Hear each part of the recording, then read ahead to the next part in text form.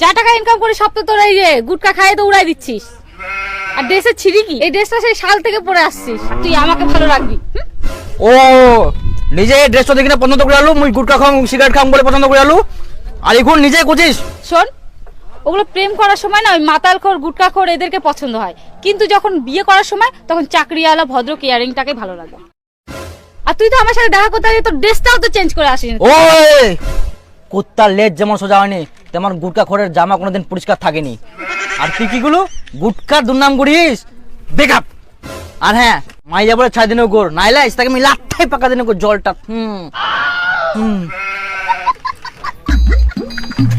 Backup.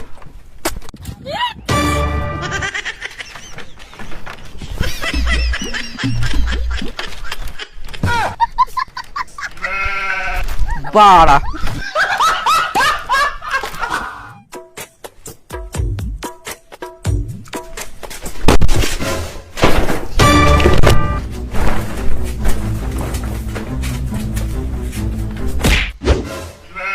ভাই হয়ে যা হারাম যাবে মোর বাড়ি থেকে। এত বড় হয়ে গেলে 1 টাকা কামাই করার মুরাদ নাই।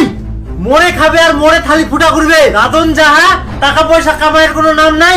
যা কামাই করে সব বিমল বিড়ি খুনি ছুন্ডি মিয়ে সব খাই শেষ। হারাম জাদা আমার মুখে দেখিস।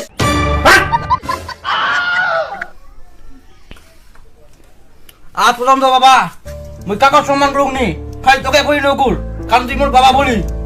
কিন্তু আজকে তুই মুখ এত দুঃখ দিলু দেখিনিস বাবা, একদিন মুই এত এত বড় কাম করে দেখাম, তুই মুখ টিভি দিয়ে খাবো।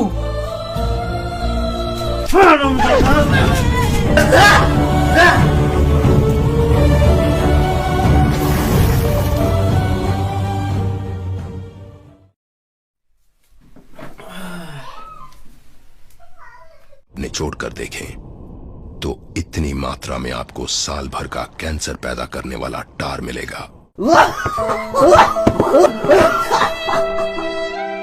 আমি দীপু, আমি আগে রোজ গুটকা খেতাম, আর আজকে আমার মুখে ক্যান্সার হয়েছে, তাই অপারেশন হয়েছে।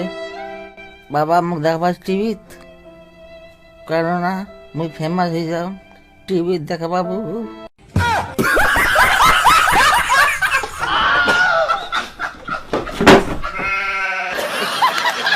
দয়া করে কেউ গুটকা তাম্রবাকে খোয়নি ধূমপান করবেন না। ভিডিওটা ভালো লাগলে অবশ্যই লাইক করে দিবেন। আর আমার তো অবস্থা খারাপ।